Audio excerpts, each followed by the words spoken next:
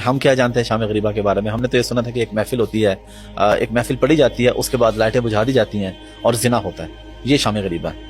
اب آپ یہ توجہ کریں کہ یعنی اس سے پاکستانی معاشرے کی, سوسائٹی کی نبض چیک کریں. یہ سمجھو ایک نبض ہے, اس کی اندازہ لگائیں مذہبی طبقے کی, کہ شام غریبہ کی مجالس پاکستان میں ہوتی ہیں, گلی گلی میں ہوتی ہیں, اور بڑے عرصے سے جب سے پاکستان بنا ہے ہو رہی ہیں, گھر گھر میں ہو رہی ہیں.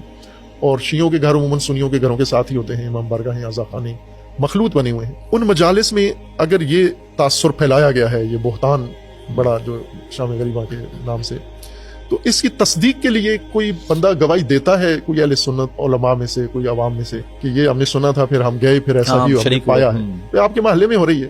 میں دعوت دیتا ہوں, تمام اہل سنت کو دعوت دیتا ہوں کہ آپ اس سال جو محرم میں اس میں مجالس میں, ساری مجالس میں جائیں, اور اگر ساری میں نہیں جاتے تو شام غریبہ میں ہاتھ بن جائیں. ٹھیک ہے, آپ کے اپنے محلے میں, اپنی امام بارگاہ میں, آپ کے نزدیک ترین جہاں بھی شام غریبہ کی مجلس ہے, آپ اس میں جائیں کہ وہاں کیا ہوتا ہے. پھر اس کے بعد اس بہتان اور اس تہمت کو دیکھیں. تو یہ ایک بہت بڑا عیب ہے اس معاشرے کے لیے کہ یہ کیسا معاشرہ ہے. میڈیا کا دور ہے, آپ کے دسترس میں ہے ہر چیز, اور آپ پھر بھی سنی سنائی بات پہ بات کرتے ہو, ذہن بنا ہوا ہے آپ کا. ایک دن تصدیق کے لیے چلے جاؤ, آپ دیکھ لو کہ وہاں پر کیا ہوتا ہے. چلیے یہ تو بڑا اچھا تصدیق کے لیے جائیں تاکہ وضاحت ہو جائے, پتہ وضاحت چل ہو جائے جائے, کہ کیا ہو رہا ہے.